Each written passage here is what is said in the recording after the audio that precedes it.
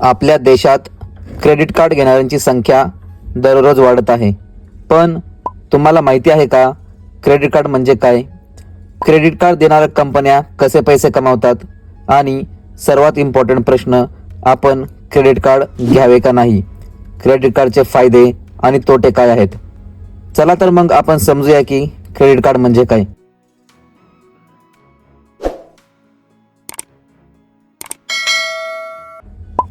आपण एखादी वस्तू खरेदी करतो त्यावेळी काय करतो?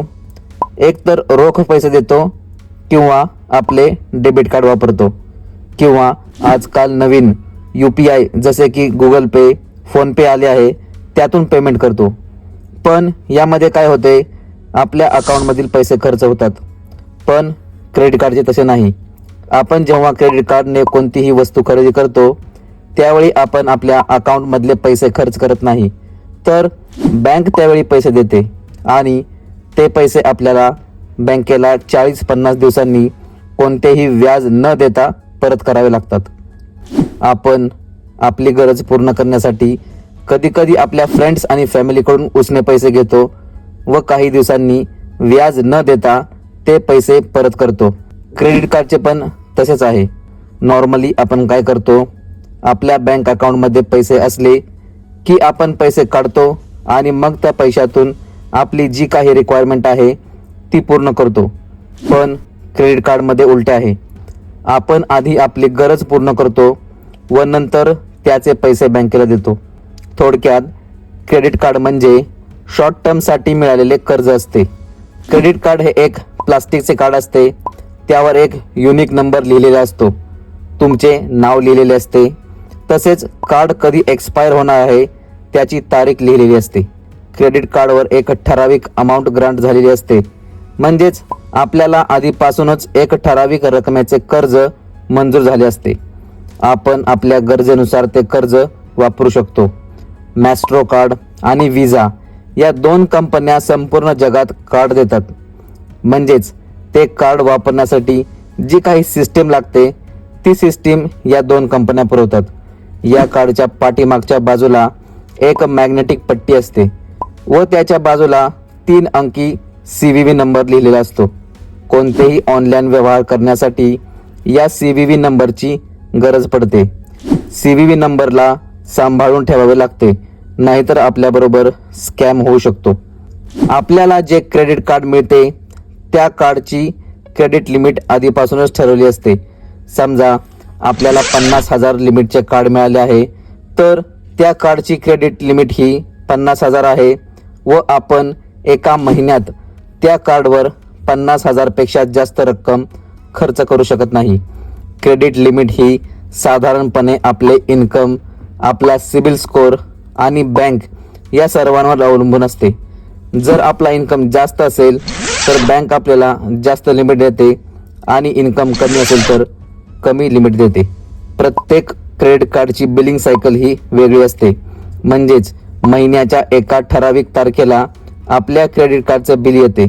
आपण आधीच्या महिन्यात जे खर्च केले होते त्याची नोंद ठेवली जाते व साधारणपणे 15-20 दिवसांनी आपल्याला ते बिल भरावे लागते. समजा 13 तारखेला स्टेटमेंट जनरेट झाले तर बिलिंग सायकल मागील महिन्याच्या 12 तारखेपासून सुरू होईल आणि चालू महिन्याच्या 13 तारखेपर्यंत चालेल. बिलिंग सायकल 27 दिवस ते 31 दिवसांपर्यंत असते. या ठिकाणी आपण बघू शकता की या बिलाची तारीख 13 जानेवारी आहे आणि याच्या स्टेटमेंटमध्ये 18 डिसेंबरला खर्च केलेले डिटेल्स दिसतात. म्हणजेच 18 डिसेंबरला खर्च केलेल्या पैशाचे बिल 13 जानेवारीला आले आहे आणि त्या बिलाचे पैसे 2 फेब्रुवारीपर्यंत भरावे लागतात. तर असे असते क्रेडिट कार्ड. मला आशा आहे की क्रेडिट कार्ड म्हणजे काय हे आपल्याला समजले आहे. आता आपण क्रेडिट कार्डचे फायदे काय आहेत ते पाहूया. पहिला फायदा म्हणजे क्रेडिट कार्ड आपल्याला इमर्जन्सीमध्ये पैसे उपलब्ध करून देते. आपल्याला ठराविक रक्कम ठराविक काळासाठी बिनव्याजी वापरता येते. आपल्या अकाउंटमध्ये पैसे नसले तरी पैसे वापरता येतात. क्रेडिट कार्ड वापरणे हे डेबिट कार्डपेक्षा कमी रिस्की असते. जर समजा आपल्या डेबिट कार्डबरोबर एखादा स्कॅम झाला तर पैसे डायरेक्ट आपल्या अकाउंटमधून जातात. या उलट जर क्रेडिट कार्डला स्कॅम झाला तर हे पैसे बँकेतून कट होतात. आपण 3 दिवसात या स्कॅमची कंप्लेंट केली आणि जर प्रूव्ह केले की हा स्कॅम होता तर त्या पैशांची जबाबदारी ही बँकेची असते. तिसरा फायदा आहे वेलकम ऑफर. बहुतेक सर्व बँका आणि क्रेडिट कार्ड देणाऱ्या वित्तीय संस्था वेगवेगळ्या प्रकारचे वेलकम बेनिफिट्स देतात. या वेलकम ऑफरमध्ये भेटवस्तू, वाउचर्स, डिस्काउंट किंवा बोनस रिवॉर्ड पॉईंट्स ग्राहकांना मिळतात. या गिफ्ट वाउचर, डिस्काउंट अथवा बोनस रिवॉर्ड पॉईंटच्या आधारे आपण अजून खरेदी करू शकतो व फायदा घेऊ शकतो. काही बँका तर आपल्या क्रेडिट कार्डवर वेलकम ऑफरमध्ये डोमेस्टिक ट्रॅव्हलसाठीचे विमानाचे तिकीटसुद्धा देतात. तर पुढचा फायदा आहे फ्यूल सरचार्जेस. जवळपास सर्वच क्रेडिट कार्डवर आपल्याला याचा फायदा मिळतो. जेव्हा तुम्ही तुमच्या वाहनात इंधन भरता आणि त्याचे पैसे क्रेडिट कार्डद्वारे भरता त्यावेळी तुम्हाला काही सवलत, रिवॉर्ड पॉईंट्स मिळतात. मात्र त्यासाठी एक ठराविक रक्कम खर्च करावी लागते. म्हणजेच समजा आपण 1000 रुपयाचे पेट्रोल भरले आणि 2% फ्यूल सरचार्जेस मिळत असेल तर आपल्याला 20 रुपये परत मिळतात. पाचवा फायदा आहे रिवॉर्ड पॉईंट्स आणि कॅशबॅक. जेव्हा तुम्ही क्रेडिट कार्डद्वारे शॉपिंग करता त्यावेळी तुम्हाला अकाउंटमध्ये काही रिवॉर्ड पॉईंट्स अथवा कॅशबॅक मिळते. या रिवॉर्ड पॉईंट्सचा वापर तुम्ही भेटवस्तू अथवा दुसरी एखादी वस्तू खरेदी करताना करू शकता. यामुळे तुमचे काही पैसे नक्कीच वाचतात. आपण ॲमेझॉन किंवा फ्लिपकार्ट सेलमध्ये बघितले असेल की काही ठराविक क्रेडिट कार्डसाठी कॅशबॅकची ऑफर असते.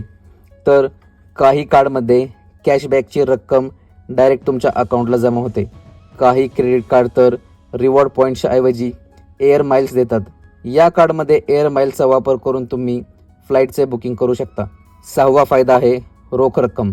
कधी कधी जर आपल्याला पैशांची खूप गरज असेल तर आपण क्रेडिट कार्डचा वापर करून ATMमधून रोख रक्कम काढू शकतो. पण असे करू नका, कारण रोख रक्कम काढली तर बँक आपल्याकडून काही प्रोसेसिंग फी घेते आणि काढलेल्या पैशांवर व्याज आकारते. 7. विमा म्हणजेच इन्शुरन्स. काही बँका आपल्या क्रेडिट कार्ड धारकांना विमा आणि अपघाताच्या प्रकरणात एका निश्चित रकमेपर्यंत कव्हर देतात. तसेच बँकांकडून विविध प्रकारचे विमा कवच देखील दिले जाते. तर काही कार्ड हे विमान अपघात कव्हरेज, कार्ड लॉस कव्हर किंवा परदेशी हॉस्पिटलायझेशन कव्हर या प्रकारचे इन्शुरन्स देतात. 8वा पॉईंट आहे एअरपोर्ट लाऊंज ॲक्सेस. काही क्रेडिट कार्ड डोमेस्टिक विमानतळासह आंतरराष्ट्रीय विमानतळावर एकदा किंवा अधिक वेळेस लाऊंजमध्ये थांबण्याची ऑफर देतात. या लाऊंजमध्ये बेस्ट क्वालिटी जेवणसुद्धा खूप कमी पैशांमध्ये दिले जाते. मी एकदा डोमेस्टिक एअरपोर्टमध्ये फक्त 2 रुपयात बेस्ट क्वालिटी लंच केला होता. आजकाल 2 रुपयात चहासुद्धा मिळत नाही आणि क्रेडिट कार्डमुळे एअरपोर्टवर जेवण मिळते. 9वा पॉईंट आहे EMI. जवळपास सर्वच क्रेडिट कार्डमध्ये तुम्हाला EMIचा लाभ मिळतो. आपण कोणतीही वस्तू, TV, फ्रीज, मोबाईल अशी कोणतीही वस्तू क्रेडिट कार्डने EMIवर घेऊ शकतो.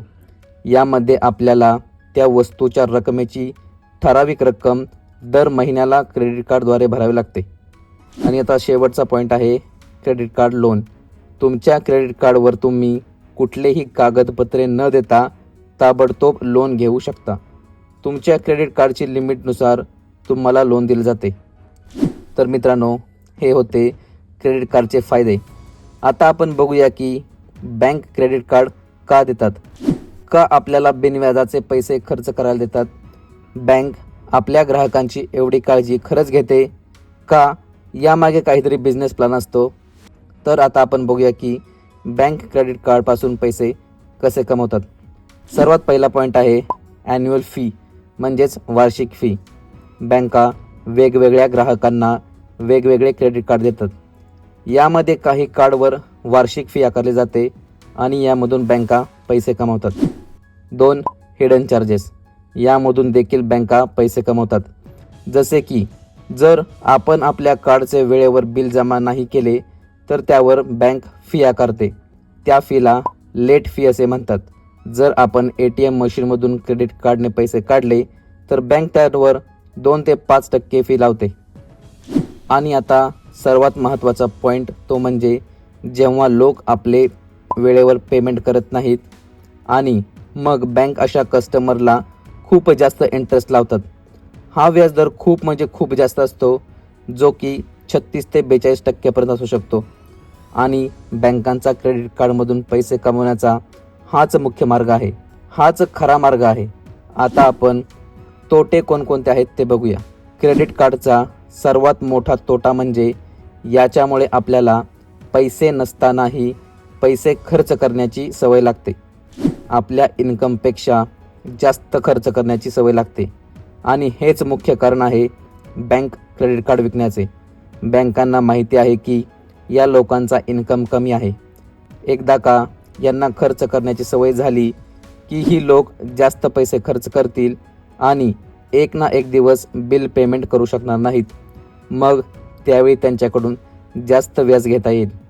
दुसरा तोटा म्हणजे क्रेडिट कार्डमध्ये अनेक हिडन चार्जेस आणि शुल्क असतात, ज्याची जास्तीत जास्त लोकांना माहिती नसते आणि बँका देखील तुम्हाला याबद्दल सांगत नाहीत.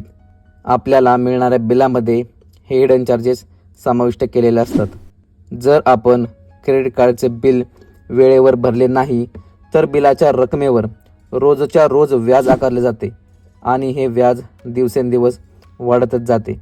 उदाहरणार्थ, जर तुमचे एका महिन्याचे बिल 20,000 आहे, जे तुम्ही भरले नाही तर या 20,000वर रोजच्या रोज व्याज आकारले जाते. तर मित्रांनो, हे होते क्रेडिट कार्डचे फायदे आणि तोटे. आणि आता सर्वात महत्त्वाचा प्रश्न की आपण क्रेडिट कार्ड घ्यावे का नाही. तर मित्रांनो, माझ्या मते जर आपण क्रेडिट कार्डचे बिल वेळेवर भरू शकत असाल तर नक्कीच क्रेडिट कार्ड घ्यावे. मित्रांनो, तुम्हाला हा व्हिडिओ कसा वाटला हे कमेंट करून नक्की सांगा. तसेच जर अजून देखील तुमच्या मनात क्रेडिट कार्डविषयी काही प्रश्न असतील तर कमेंट करून नक्की विचारा. तसेच अर्थसाक्षर होण्यासाठी आपल्या चॅनेलला नक्की सबस्क्राईब करा. चला तर मग नेक्स्ट व्हिडिओमध्ये पुन्हा भेटूया. अर्थसाक्षर व्हा. Take care.